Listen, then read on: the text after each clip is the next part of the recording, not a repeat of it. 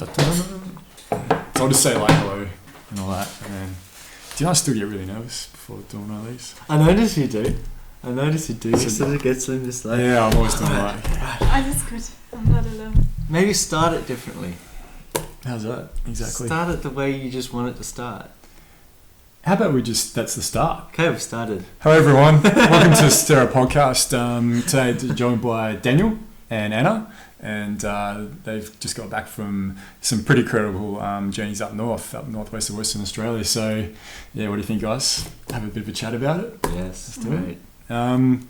Now, how did it... Firstly, if we could just go into like how it came about, Anna, maybe you could just tell us a bit about yourself and where you're from and why you're here, and then just how you eventuated up to get to the northwest.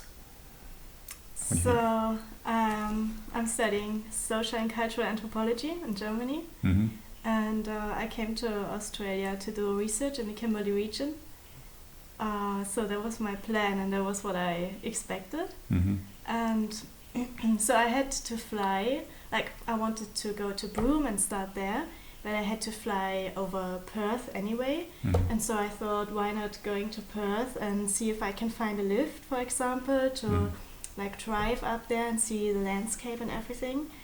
And I ended up at Daniel's place because of a friend of mine from Germany who has been to Australia before this year, and he gave me his contact. So I planned to stay there maybe a couple of days and work out my way to Broome. And we ended up just driving up there together. Like Daniel decided to come with me, he bought a van, and yeah, that's how it started pretty much. And off you went. Yes. Up to Broome. Yeah, nice. We've known each other for 2 or 3 days, and then all of a sudden this van is presented to me. Yeah. A friend of mine, he was just came up to me the day before we were going to leave. I'm leaving the country and I need to sell my van so I can buy a ticket to Asia. How much do you want for it? All of a sudden I've got a van. Sure. Off I go. All right, I didn't know that. Yeah, so it was just literally the path was put out in front of you. Yeah. All the and it's like, come on, let's go. Yeah. Van come up. Yeah, right, okay. Nice. Very strange bunch of coincidences. Yeah. So maybe if we can, I mean, yeah, obviously had some amazing experiences when you're up there, but what if we could just go into what those were and some things and insights that you discovered about yourselves and about the world in general? Just dive straight into that. I think a lot of our insights came from actually seeing what happens in a relationship when two humans have a relationship of some form. You know, whether it be an interaction on the street with a random person, or mother-daughter relationship, or partnership relationship, any form of relationship. It's just amazing to see what kind of things happen in that situation that kind of bring up things within yourself and give you a great opportunity to kind of heal yourself and know what needs healing. So, and in that case with you, it was quite a strong connection, obviously, straight away. So what was it you think that enabled you to do that? To sort that out about and understand that? It was a lot of being honest, like being honest with each other and with yourself. Like to come to a point when something comes up, to not blame the other person or blame yourself, or, you know, stay in this feeling of whatever it is that comes up in this negative feeling or reaction, but actually start to question it, to really question where it's coming from and what is behind it, and start looking in yourself. And often the other person is just a reflection of yourself. And so to come to the understanding that it's not like whatever comes up in you, whatever negative feeling comes up towards the other person, it comes up inside of you. And because of you. Yes, and because of you. And then start to, look inside and talk about it openly, and not kind of blame or put out all the stuff. Yeah. I think that's an issue. It's definitely a large issue in society, though, is that it's a hard thing to do, and people just don't want to do that. They don't want to, they'd rather see it as someone else's problem or someone else's issue that's affected them negatively, like the I negatively, without understanding, like you said, that what they see in someone else, what they are angry about, is because of what's going on inside them. And you can remedy that, you can sort that out. It's just going within and going, hang on, why is that? Why am I doing that? Why am I feeling that way? Why am I expressing my emotions that way? That's what it's because of. Okay, now I get it. Because I'm scared to look at that. Exactly, it's a scary fucking thing to look at. It really is, yeah. And it takes a bit of hard work, It takes training, though, The more you do it, the easier it gets. But especially if you've never done it, to look within and think, okay. And it might just be like a hour by hour thing, or a day by day, or like something that goes for a month of repeated patterns of behaviour, But it doesn't matter. It can be incremental, seconds as well. But it really does take that looking within and sorting it out. And then, okay. And then you just all of a sudden notice, whether it's your housemate or your wife or even your pet animal, who knows, whatever that is that holds a mirror to you, that can be solved and resolved. Well, often it brings up memories of situations, of experiences that are connected to a feeling of pain or sadness, some negative feeling. So you experience something in your life and then you want to forget it and you push it aside, and from that comes reactions. And so when you look at it, you have to actually admit, you have to go back into these situations and see that you felt hurt or whatever, felt sad, felt fear, and all of these things. You have to allow to feel this again, to look into it again. And this is I think what most people fear, or what everyone fears often. And so we just push it aside and out come reactions. Sure, definitely. And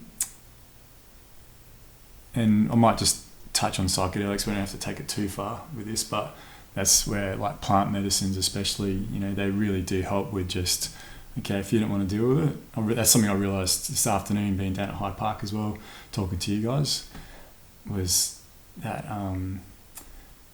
just that understanding that, okay, if you can deal with it in certain points and sort it out, but if you're not willing to, and then you decide to take a plant medicine, that plant medicine will do it for you. They'll be like, you're going to have to look into yourself now and work this shit out.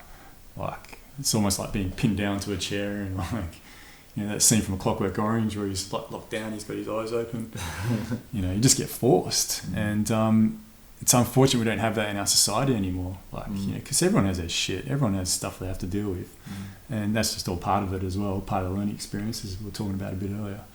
But there are ways to then be able to overcome those things and use them as a tool to then help others. And we just don't have it that much anymore. That's true. It's hard to find a space in society to look at these things, because it's this pressure to be all right. That's a perfect way to put it. Happy and content and everything. And so you are afraid to share, to be vulnerable. And so instead you'll get a prescription to pharmaceuticals, say, which just push it down even further.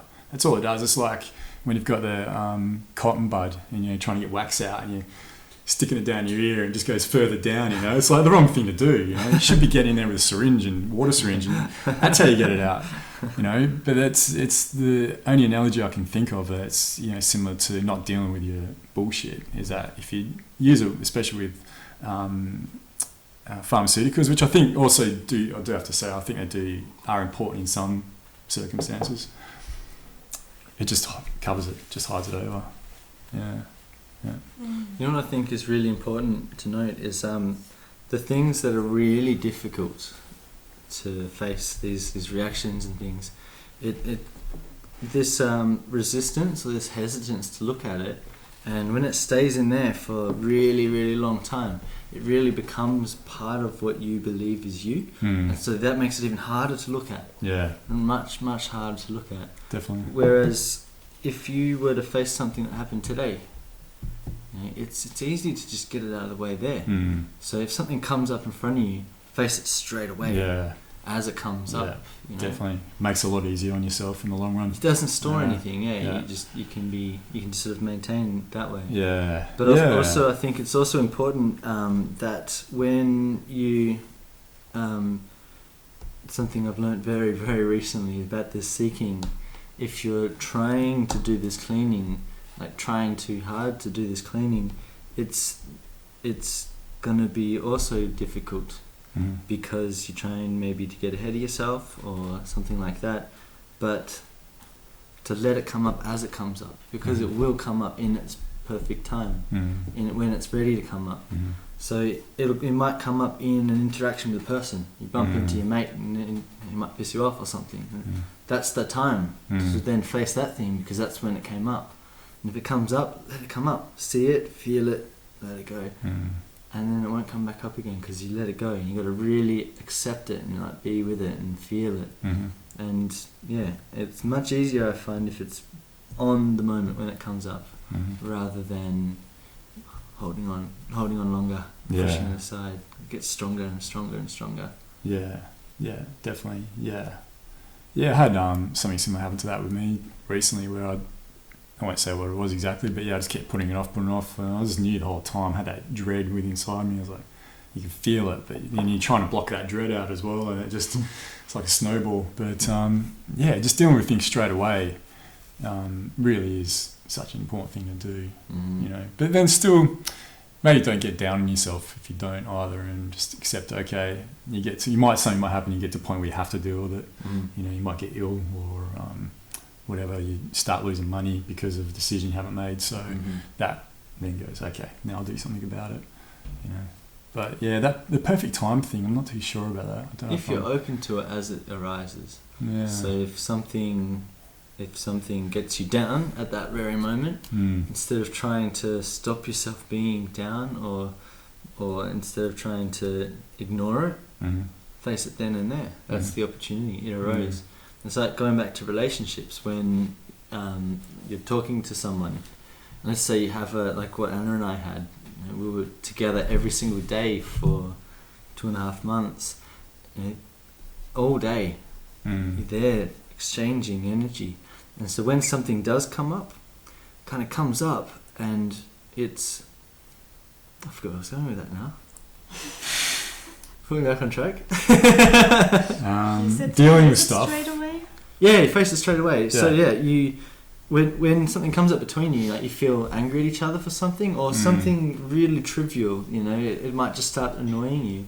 If you were to address it right there and then, it goes away. But if you don't address it between you, don't sit there and actually talk about it, come together and drop everything, clear it all. Okay, let's talk about this. What happened then? And you do a sharing, like an open sharing, and address it and kind of let that pass. But if you don't do that, it builds up. And that's where relationships can start getting really unsteady, because you're building up this thing between you that you just don't want to face, because either you're too afraid to look at it, or it's not right socially to look at it. And then eventually it's just going to topple the relationship and crumble it. But if you look at it when it comes up, then there's no chance of that happening. I think, definitely. I think the important thing to do just before that is make sure what we first spoke about is get yourself sorted first. Like, just go, because if you try and sort it out and you're still agitated, like, that's not sorting. Well, it is sorting it out, but it's not the right way to do it. God damn, I've been guilty of it many times in the past though. But if you can just have that conscious awareness, just to go, okay, right, Anna, I've got something to speak to you about. Can we have a chat? Often I think it's enough in this moment, because you might be somewhere, just in the city, wherever, with other people. It's enough to just realize that something comes up and not go into a reaction and react negatively, but just be aware. But actually the time to really solve that, to go to the root, might be later on, when you have a secure space and really can talk, and because some of these things, they bring up a lot of pain or really unpleasant memories, So you need a certain space for that to really work on it. I think. I agree with that. And so, do you feel like you've had time to do that here, Anna? Yes. Yeah. Yes. We took the time because there were so many things coming up between us during this time. I think it was meant to be because it just happened. Yeah. That we had to take this time. It seemed like the perfect opportunity, though, for you to do that, to was. come here and especially to meet Daniel and do it that way. Definitely. For like, I guess there's a fair few people watching this to know Daniel, but those that don't, like Anna couldn't have picked a better person to meet when she first came to Perth to travel up north with. So yeah, it was like you must have. I reckon, Anna, you must have got yourself into like Daniel also. Before you guys had even met, maybe it's a past life thing as well, and your higher consciousness, going to get really woo-woo now, but your higher consciousness was sort of putting things in place in this physical world for you to finally meet up. But that also takes effort from the both of you to like get yourself in that space maybe even before you have any intention to come to Australia. And then yourself as well, Daniel, at the same time with other things you might have been doing. And you doing that work on yourselves and sort of, you know, getting yourself in tune or in harmony allowed you to both meet.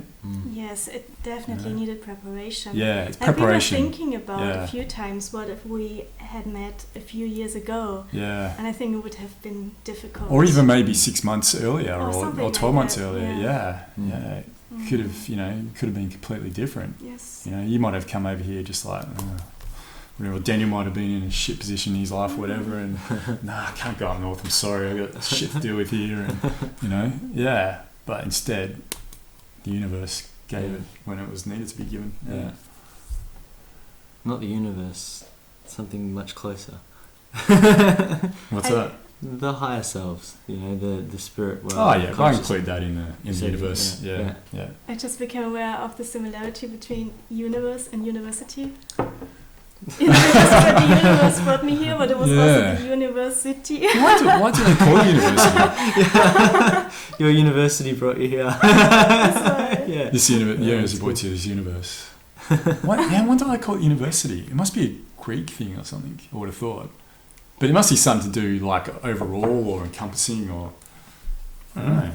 I mean, what does universe mean? Look it up. Look up the etymology of it. Multiverse? Multiverse? Yeah. Yeah. Should we talk about multiverse? No, but I was just I like talking about multiverse. Okay, go for it. Oh shit! Doesn't mean we have to now. Maybe we'll come back around to that. And I'll tell you what, I'm going to write multiverse. If we've got time at the end. Multiverse. Yeah. ... Okay, so let's talk a bit more about your trip up there then, and other things that sort of came up and that you went through and you did. Are you able to share that? Actually, it'd been nice to talk about some of our journey through the Kimberley and kind of because it's all related. Like the whole thing is so interesting. Yes. Yeah. So we kind of we were just led. We didn't really know where we're going. We just knew that Anna was there to do a study and go to Broome first. So we spent some time in Broome, and while we were there, we kind of did a lot of that working on each other, like helping each other with these things that are coming up and arguing and realizing the importance of arguing, for example. Like, I mean, it's so important to argue, but it's also so important not to get lost in the argument. Because if you get lost in the argument, it gets heated, and until you're ready to drop that resistance and actually face the thing, you know. An argument's good because it comes in, there's something coming up between you that you can face. So we did that for like 3 weeks in Broome. And then we started heading across through the Kimberley. We're following some recommendations to meet certain people. How much detail should we go into? Go for it, let's see where it takes you. Yeah. So we went to see a protest group run by the Yarroo people in Broome. This was a really interesting experience being there. We met this guy who was running the protest camp, Mikolo, and a really interesting guy, really tuned into spirit, really spiritual indigenous person. You could see him. He was protecting this land from being fracked. They'd set up a spot to drill. They've already drilled it, and they were planning on doing some mini fracks. They had to install some equipment, so they, he was stopping that from happening, preventing that from happening, blocking the gates, stopping the trucks getting in. But he gave us these little kind of insights into spirituality kind of thing. It's like he gave us the right pieces of information or knowledge at the right time. He knew nothing about our little progress or where we were at in our working things out, but then he just gave us the right piece. And afterwards you reflect upon it and go, wow, that was just really significant for what we needed. He just knew. He just kind of knew. I don't know if he knew, but it came through him, you know. And it's definitely related to his spiritual connection to that land. You know, he's a Garuru person, and that's his land there. So being there kind of gave us the first little insight into indigenous culture and how that all kind of the strong spirituality and spiritual connection to land that the indigenous have. Amazing. You got it manifested in front of you. Yeah. Yeah, he started to tell us stories. Yeah. Like indigenous stories, and made drawings in the sand, and all of this like is at first it's nothing that you know. You know, it's like just a certain way to present things that you have to get used to.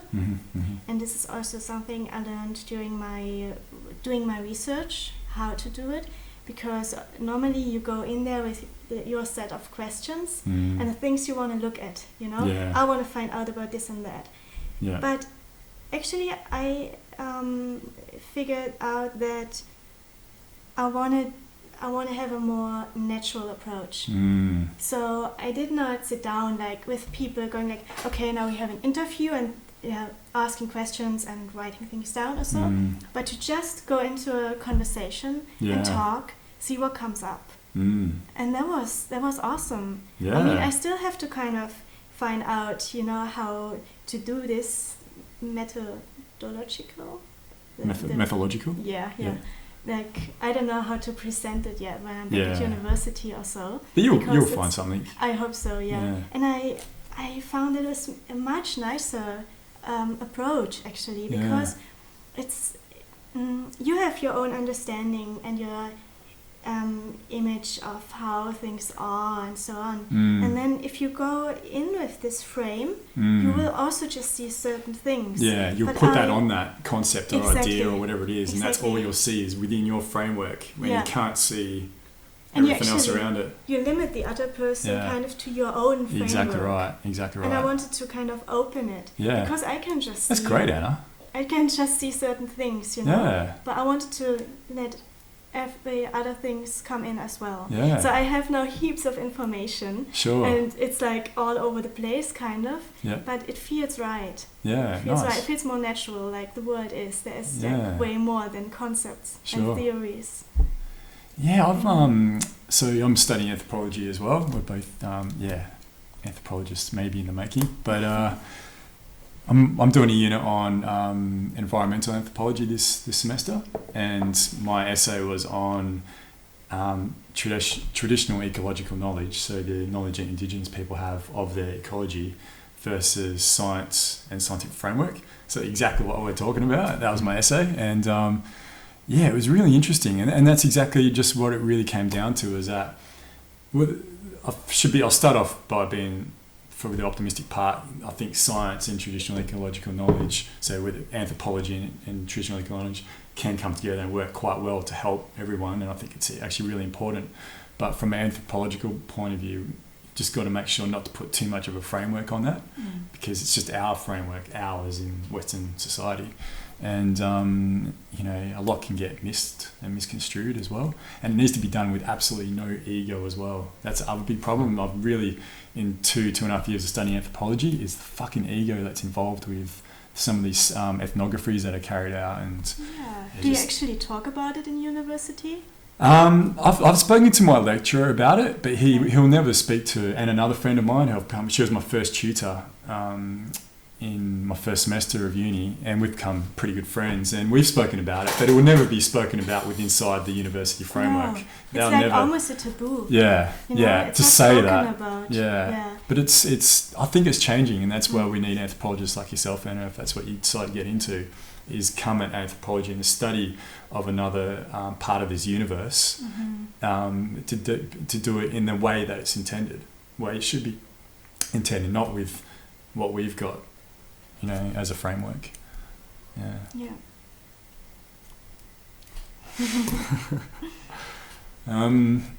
So you met this guy, and he got you some different bits and pieces to add to then go on and go from there? Yeah. So where'd you go to from there? Went to Derby.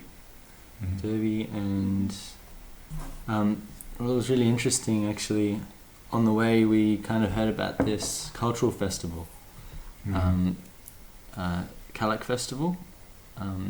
It's people from all around the Kimberley come together once every 3 years, and they have all their general meetings, and they then have dancing, and it's a beautiful display of Aboriginal culture.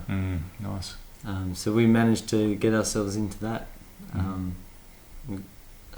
sign up as volunteers, and going there was probably the highlight of the trip. I think it was incredible to see these people. They're such beautiful, magical people. A lot of trauma, but you know, inside you see such a strong heart, like really lovely people, really respectful to each other, and just so open and sharing and friendly.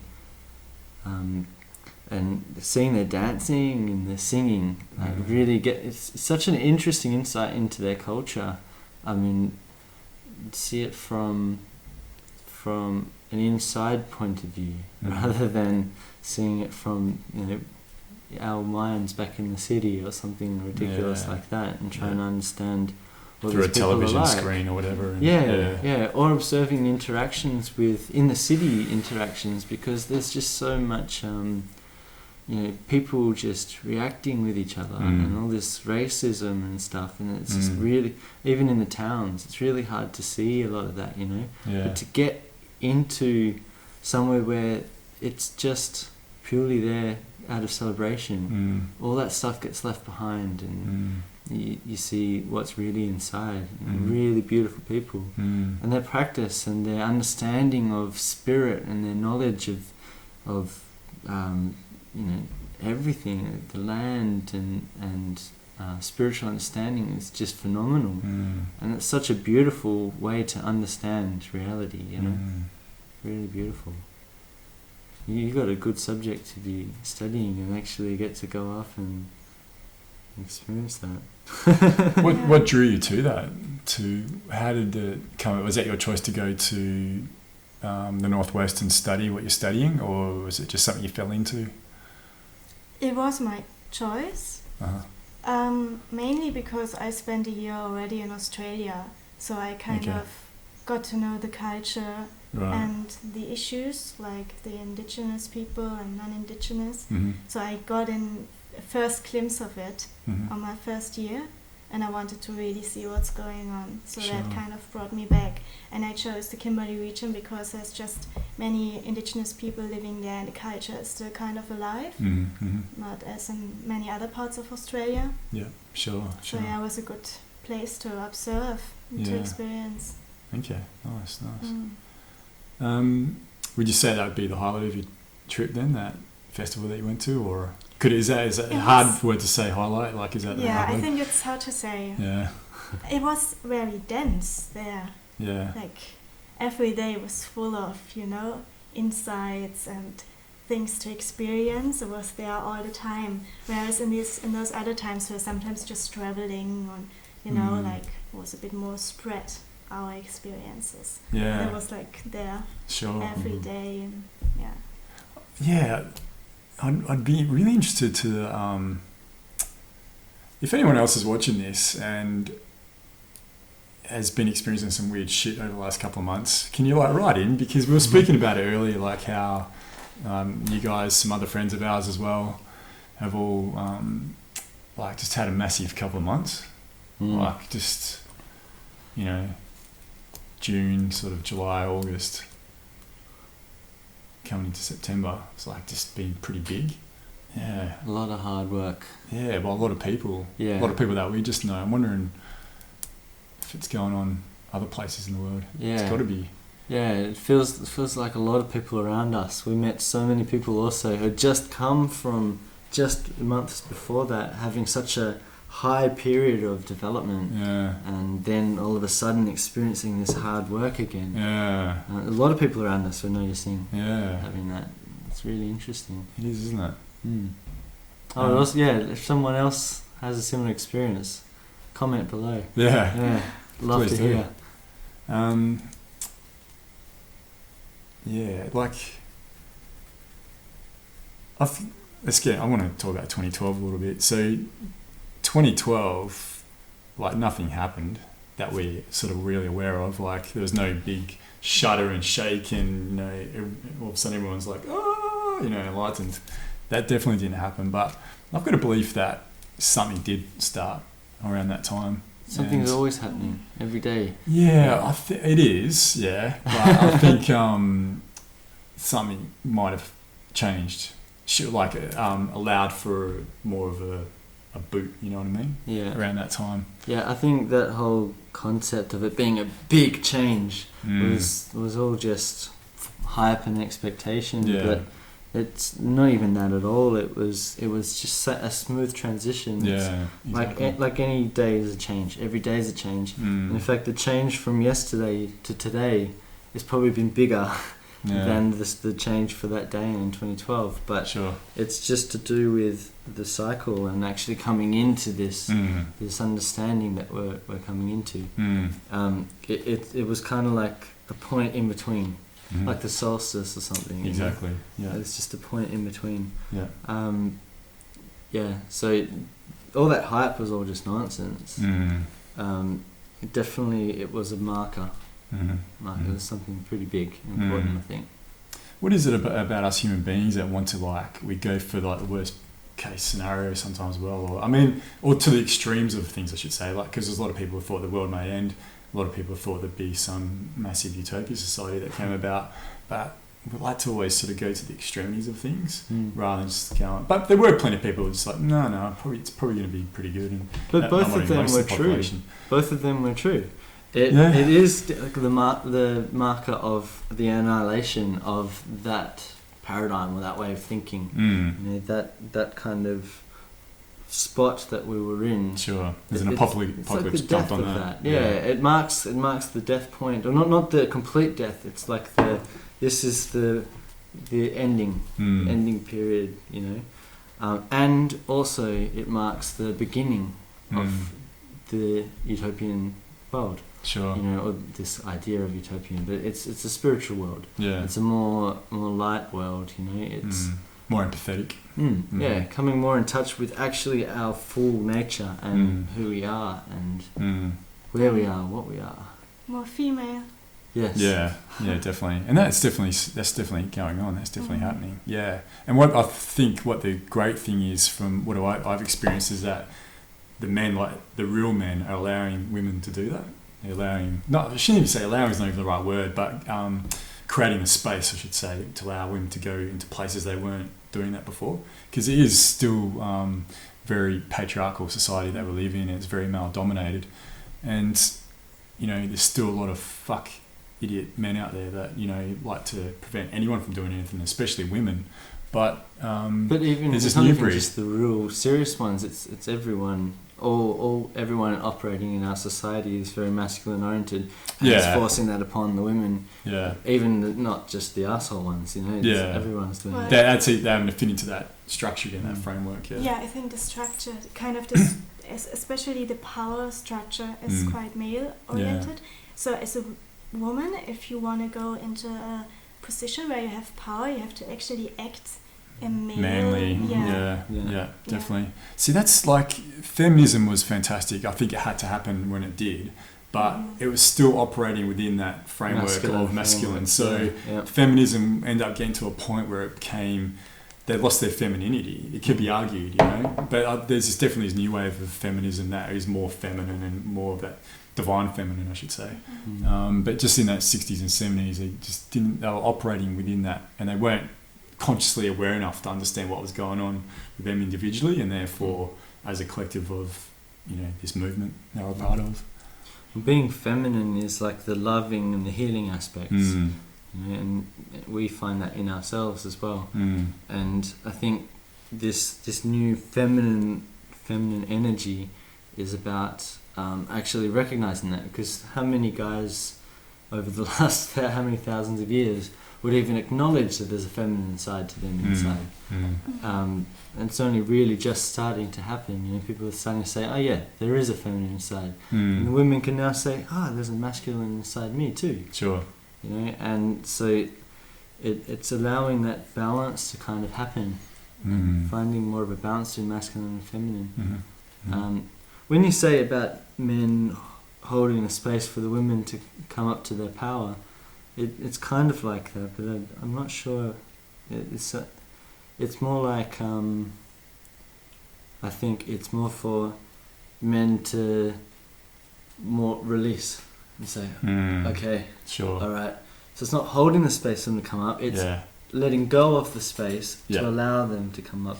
Yeah, which is leaves a man in vulnerability too, which is like the thing we're supposed to think is like the worst thing you can do. But the men I've met in these circles, shall we say, the most vulnerable of those men have been the strongest I've met. They're the fucking strong ones, the ones that are able to be vulnerable and just allow. They're the don't fuck with dudes, you know. They're like strong, really, really strong. So, but there's this perception of being vulnerable means that you're automatically weak, and if you haven't got a strong enough constitute, maybe that can allow for that. Like if you're not strong enough within yourself and you try and get to a position of vulnerability, then you will become too vulnerable. But if not, if you know what you're doing, and you've got that inner strength, then you just become even stronger. Really, you know, and it just allows for a much more balanced society as well. Yeah. Now, so what does it actually mean to be vulnerable? Like, which part of you gets hurt if you get hurt? Because this is like the thing, like you can get hurt. It's the thing. But which part actually? Sure. You know, like... Yeah, is it the ego or is it the physiological part? When you go really deep, you see like your soul or your inner core, it can't be hurt. It can't be. It's like immortal, it's divine, it's beautiful, and it's complete, always. But they're like your personality or your ego, you kind of feel pain, for example. So maybe also being vulnerable means not necessarily to get hurt, but in this knowing that your inner core is alright, it's always alright, just to be able to let things in and let things out, not be afraid, to be open for exchange and be open to feel that emotions come out and allow them. And that's exactly what we spoke about at the park this afternoon, how we didn't use the word vulnerable though, about allowing yourself to be open to expel things, you know, get rid of things. But being vulnerable and open like that as well also allows you to heal as well. Obviously, it also allows you to take in things. You know, you think of, I'm thinking of a situation with men again, that, you know, these guys are real just like, they've got that protective shell around and they're just like, oh, you know. They're not, doing that is casing their vulnerability, but therefore not allowing them to be healed as well. Just be healed. Like, you don't need any potions or spells or anything like that. You can be healed just by sitting within this, what we're in. But it takes vulnerability to do that. To open, to talk about it. That was a big part of our relationship, actually, to talk about things. Like especially the things that hurt you or you feel hurt by. To be open to look at it is can be a strong healing. Sure. Actually, it's really akin to ceremony. You know, when you come together and you have a particular interaction with the human, the person, you're talking, you go into this thing, something comes up. So you face it together and you like react in this thing, but then you face it. And afterwards, when you finish the experience, you come back together and you do a sharing. So in the ceremony, you go in, you have music, you go into your trance, whatever's happening, and then you go into it, something, you face it, comes up, and you face it, and it can be hard. Like ceremonies can be really hard, and they can be really, and then afterwards, when you have your sharing, that's when you learn. And it's the same thing. We come together, do that, and then share and learn from each other to get each other's perspective on what it was that happened. Because when you got one human with their kind of lot of stuff that they're carrying around, and the other human with a lot of their stuff, and when you kind of come together, you'll have some things in common, and those things in common are the things that are going to pop up between you. And so to then have one person's perspective on that thing and then this person's perspective on that thing, all of a sudden you can get a greater understanding of it, and then it makes it so much easier to just release it and let it go, because you can really understand it. Yeah, you'd be like, oh, I've never looked at it from that point of view before. Yeah. Oh, I can see, that's why I'm doing that. Yeah. Sometimes they can be the reverse of each other too. Yeah, like sure. One thing that can become like quite a dominant thing can be quite a submissive thing on the other side. Just to give an example that could be common is that someone could say, I'm really good at something, look how good I am at it, and the exact same quality on the opposite side would be, what do people think? I don't want to boast, I don't want to be boasting, I don't want to be seen as a boaster, Sure. And you get all shy and kind of modest about it. But it's the same quality but reversed. So then two people coming together, when we experience some things, we see some things where one's the positive, one's the negative, or sometimes we're both in the same side. It's like any combination of the duality. Yeah, it's interesting. Do you think being away from society as you know it was a massive enabler for you guys to go through what you went through? Could you have done it if you were in Perth still, or Fremantle? Good question. I think so. Yes, I think so. Definitely helped to facilitate it though, to be away from home, to be outside of the normal structures that I would live in, to be out of that and then on the road in a completely new setting. Knew everything, like flush that out, then have just our person-to-person interaction. Yeah, also not have so much distraction. Yeah, sure. Can be anything. Can even be meeting people. Yeah. Can be books or films or music, whatever. So many things you find to not look inside of yourself. So when you're traveling, sitting in the car for hours, for example, I think kind of opens something up. It creates a space. Yeah. Definitely, Yeah, the first time I ever had something like that really full on, I was about 19. I did about a week's worth of the Bibbulmun track. It's this track that goes from Perth down to Albany. And I was I think I was just coming out of a high marijuana use, for about 2 years, and I'd sort of stopped, but I was sort of maybe 2 or 3 months after I'd stopped, and my brain was just going the whole time, just thoughts about myself the whole time, and it was the hardest fucking thing I've done. It was like 6 days of mental torture. I couldn't even enjoy the scenery. I couldn't really even enjoy what was going on around me, and it was a valuable lesson, and if it wasn't for being out of my normal structure and being out of Perth and being in the bush for 1 week, even though it felt like hell, it was the most amazing thing that I could have done at that period of time in my life. So I think that detachment away, because that's how you do it. You need to detach from yourself, and I think detaching yourself away from the environment just helps with that a little bit. It can be done in the environment you're in, like you said, but maybe it's just obviously different and maybe not as intense. You're often in a lot of habits, so you just do things all day without really thinking. You don't think about them, you're in your mind and it goes around and around.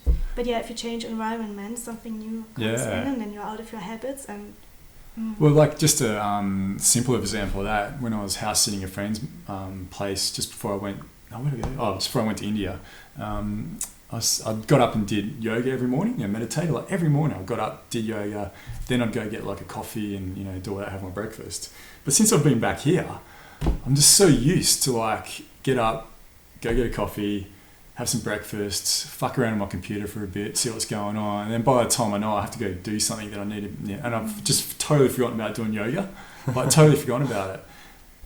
It was getting away from the place where I live and being in a different environment and a different structure allowed me to like change my patterns of behaviour. And I know there's a massive lesson in that for me. I know that's like, hey Adrian, stop fucking around. Like you should be not making excuses for not doing yoga and meditation first thing in the morning.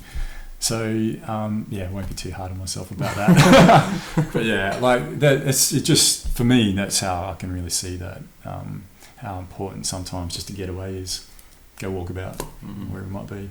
Yeah. Maybe it's also a thing about energy that gets stored around you in your surroundings.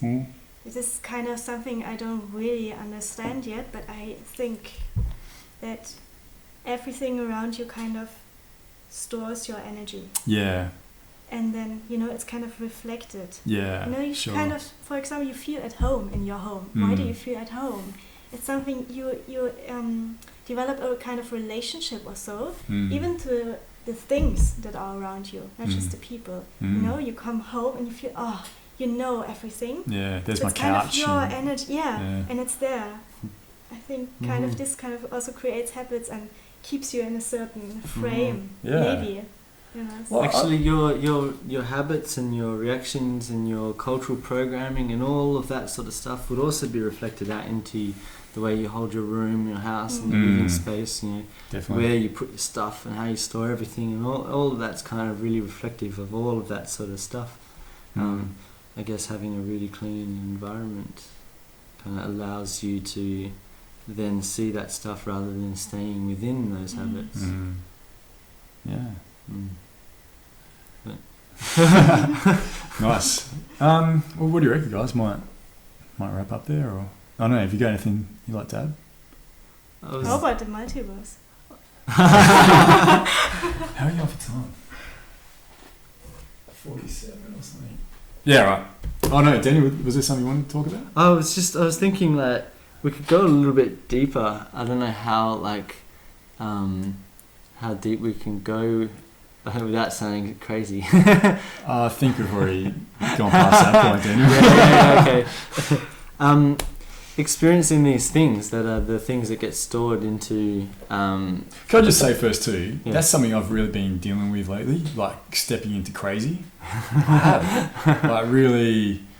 I was going to share a bit more of that when I was talking about some of the things I've been going through just of late, and but part of that was about being crazy and like getting into that crazy world and finding that edge of the envelope where I can just be, okay, I'm just going to put my toes into crazy. And that's, I've been doing that a fair bit lately. Crazy is just a concept anyway. Oh yeah, I know. Crazy is like a generalised term, but it's the best way I can define what I'm going into is like would be seen as. Geez, I hope there's no shrink. What? Like, where does that guy live? Come with a big butterfly now. But I think it's an important thing to do. A good friend of ours, SJ, she's just always like, embrace your crazy, embrace your crazy, because there's power within that. So yeah. Don't be too worried about seeming crazy. Yeah, no, I'm not. It was just more of like a precursor so that people can get ready to hear crazy stuff. Sure. No, something I would have considered crazy anyway, just only a few months ago. But these things, these negative reactions, all these reactions, behaviours, and all these things that are stored down there, when you look at a lot of sacred texts, they kind of talk of them as demons, and I always thought of that as just an analogy, but I'm starting to get this feeling that they do really have a form, that they actually have a form, and they can be shifted and moved. They've got a life force, and as you kind of try to get it out, I want to get this behaviour out, it might be a trauma or something that's deep inside that's stored within you. As you try to get it out, it reacts. It starts to get stronger and stronger and stronger. Right at the end, when you're pulling it out, it gets stronger. But this can then get transferred. Like you were saying, like these things, this energy that gets transferred out. That's the demons also living around in your bedroom. And, your house has got all of this stuff, all the stored behaviors and things just embedded in it. And so the feeling. I mean, when you hear about people who can see bad spirits and feel bad spirits, they're picking up on this vibe, this energy, this kind of coming together of something in some particular way that kind of materially represents quite a different entity. Sure. Yeah. So, I mean, there's life force to it. It kind of, I feel certain habits or reactions, they develop an own life. Kind of and within energy. you. Yes. Yeah. And often you hear people say like, they react very strongly and then, wow, what came over me? How could I do this? It's like, wow, what was inside of me or so? Because normally they wouldn't have done it or said something. Sure. So it's kind of, something gets stored somewhere within your psyche, I think. It has its own life, and sometimes it kind of steps in and comes out. And after this, you go like, "Whoa, shit! What have I done?" And you're sorry for it. Or so. This is, I think, what Daniel is speaking about, like a demon, like something that is actually alive. Yeah, definitely. But I agree with you too. I definitely believe that as well. But you can prevent that from happening altogether by dealing with your ego. I really believe that, dealing with ego and also the other massive thing is not living in a space of fear, but living in a space of love. That just is like this fucking powerful, just bang thing that goes through our being that just blocks anything negative off. It really does. But there's too many of us in this world that live in a space of fear, and that's just like accumulating more and more bad energy and. All these demons are jumping from people to people. Yeah, and multiplying, And like if I go out in there, into the world, out there, that crazy place, and then you come in contact with someone, and if they're kind of in their minds thinking about how pissed off they are about something that happened at work, that can then jump across to someone else. Yeah. And you take it on. Yeah, you can feel people's energies when they walk in the room. Yeah. Like, that's not being kooky at all. Like, that's common. Yeah. If someone's sad, you start feeling sad. Yeah. If someone's really joyfully happy, you start getting quite happy. Yeah, definitely. And so, these things are passed around, and you can kind of imagine a big city. You don't have to imagine, just think of last time you're in the city and all these people walking past, interacting with each other, these demons jumping around between everyone. It's like a citywide possession. Like the demons, the dark has come and it's taken over everything. Sure. Yeah. But analogy, of course. Yeah. I truly believe it comes down to a choice. So we've got the choice to be in that, or we've got the choice to be out of that as well. And I think there's just more and more people now that are making the choice to be out of it, to be living in a space of love rather than fear. Turning off the fucking TV, not watching news, not reading the paper. It's really as simple as that. The internet's great, but you can also get your bad influences of the internet. Just choose not to watch the bad shit, and watch the good stuff. I should say though, if you can handle it, I think it is good to be aware of the bad stuff. I think that's important, to at least be aware of it and okay, that's what's going on over there, right? But don't let it consume you. Maybe it's not even bad. Like, it's an experience. Maybe, yeah. Something we have to learn. We have to experience to understand. Maybe it's more about understanding certain things. Like greed, for example, which is a big thing in the world today. Maybe it's better not to just say, oh, it's bad, it's shit, but to look at it. Yeah. Look at it and look what it's about. Why it is. What's causing that? Why do people feel it? Yeah. And look deeper and not just say, this person doesn't understand something or whatever. Yeah. But just to really understand it from the core. Definitely. Yeah. And that's the one thing I think is wrong with people that are too far left wing or progressive, who are supposed to be there for the people, but they fight it by being in that fear state themselves and that anger and like, this is bad and we need to get rid of it and all this, without looking deeper into what's going on, what's causing that, especially when it comes to economics, as far as left wing and politics as well go. You know, but if they really looked into it, what's going on with that group of people that's making them make decisions like that are negative?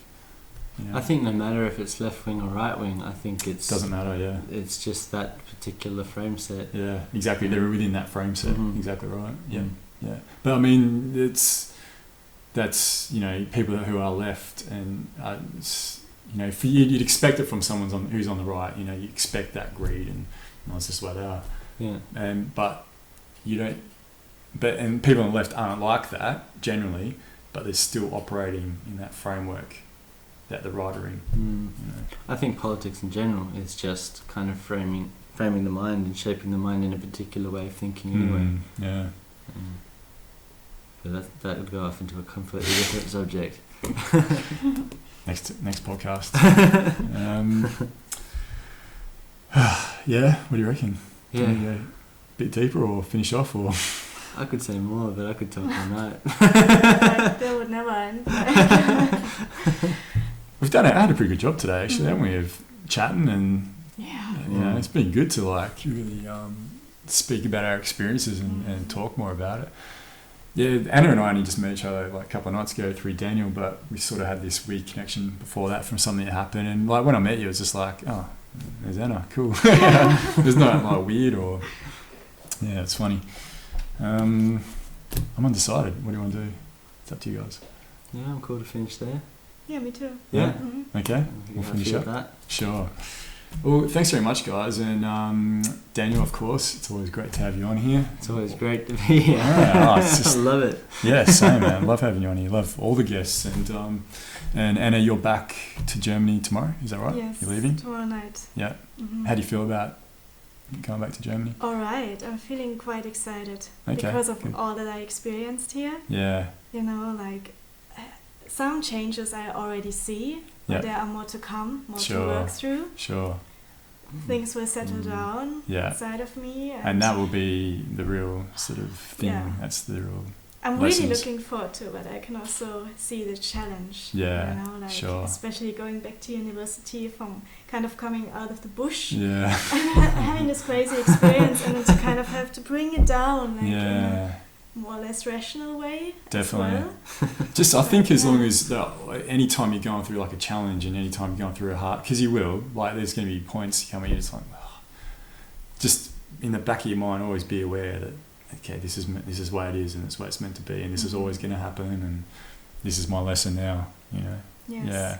And then it's not all about this like life or our experience or the experience of myself. Yeah. Is way beyond that little experience of being in the university, for example. Exactly you right. know, when you're sure. in school or so, like your parents often tell you, like it's all about school. You have to really, you know, it's really serious. Yeah. And all of this, and you can easily get into this frame. And that becomes your whole life. Yeah, and you can feel this massive pressure to succeed, for example. So because you think if you fail, oh my god, like it's all lost. It's not like this at all. There's so many opportunities, so many ways to go, things to experience, and to keep that in mind, and not just mind, but in your heart. Sure. Makes it way easier. I think that's where we're lucky living in the societies we live in, that is a possibility that even if you don't do well at school, you can still make something of your life, but in a lot of other parts of the world you can't. Like if you don't get a decent education or a decent job, that's it, you know. So we need to find a world where that pressure to be a certain thing or a certain somebody isn't an issue at all. I think everywhere in the world, I think it's just a decision.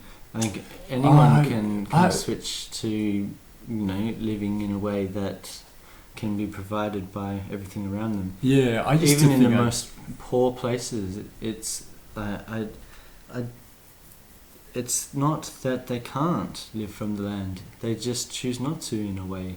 You know, in a because way, they think that because they're poor, that's the way that it has to be. But like, why can't they just start working the land again? Yeah. You know, like, I mean, People have been doing it for years, thousands and thousands and thousands of years.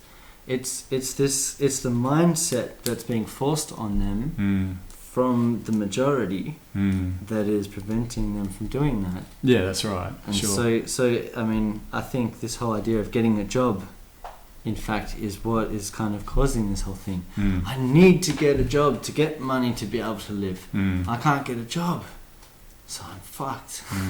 What am I going to do? Yeah.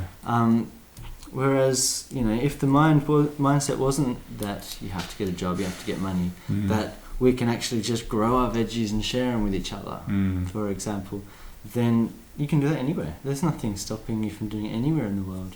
I used to think that too, but my travels in India recently changed my mind about that, because I was, in some massive cities that were just so sprawling huge, and everyone just felt like they were just stuck in that city, really energetically stuck. And I remember talking to some different students about it as well, but I think it's easier said than done, just going out and planting a veggie patch somewhere. Like, you really do have to have a specific set of conditions to be able to do it in a way that keeps you living sustainable. And we would need like a decent chunk of the Earth's population to do it all at once. I think it won't start just from one person in one part of the world here doing it, and we really need like half the population of the world just going, okay, how are you going to do that all at once? It has to be a slow thing. I don't think it will happen though in a slow way. People are starting to go back to the land. They are, but that's how much land is available. That's what I mean. You look at all the agriculture that's been supplanted onto the earth all around. It's just devastated. Yeah, devastated if soils. you use like permaculture, it's so easy. I mean, well, I think that's where science is definitely going to help me as well, like vertical farming and things like that. But permaculture as well, But even those so, methods. People lived in the desert for thousands and thousands and thousands of years. Yeah. Knowledge is there. Still and do. how to live in the land. Yeah, there's still people that do that. Yeah, too. exactly. But can that support 7 billion people now though? I don't think so. Yes, of course, because not that style though. Yeah. Like I mean, it's not about. Let's say it's about understanding and cultivating the thing. You know, you don't just hope that it's this plant might come up. You help propagate it naturally in the natural environment. So you help it propagate, and you create these forests or whatever, just whatever plant that grows there that you can eat. Help it, help it, and help it along. And you find other ones will kind of come up, and you might even introduce things from somewhere else, from the neighbours who have a plant that's really tasty. Put that in there as well, and start cultivating it naturally from the land and in a really natural way. Allow the natural flow of it to go. I think you could sustain way more people than what we've got. I don't think it's a problem. I disagree with you. Really? Yeah, I do. Yeah, I'm just the way I look at it, I suppose. Yeah. But I understand definitely what you're saying. I just don't think it's practical. Yeah, but what is practical? That's a thing. We have to work out what's practical. I think it's whatever's going to change. It's going to come through necessity. Yeah. Something will fuck up, and as people start dying of starvation, then we'll do something about it. Yeah. I know it's a pessimistic way to look at it, but that's a thing. Yeah. Actually, we're not doing that. There's not even any necessity there. There isn't, is there? There's no necessity, because it doesn't matter within our economic, fucking political, socio-economic framework. Like, it doesn't matter. I'm still got this. So if there are people are dying, that's right. Yeah. It could be like 10 people left. Yeah, exactly. Everyone else died of starvation until there's number one at the top. And he's like, oh shit, something better be done. Yeah. And then the Big Bang starts again. Bang! And it starts all over again. He was the winner. All right. We'll finish up there, right? Yeah. Yeah, cool. All right. Well, thanks very much, everyone, for tuning in. I've been away from just the world, really, and Facebook especially altogether, and I haven't done a podcast for a while, so it's been good to do it with you two for sure. So thanks very much. I had a few messages about what's been up, what's going on. So just want to say I really appreciate that, and appreciate all your support. And until next time, we'll see you then. Bye. Bye.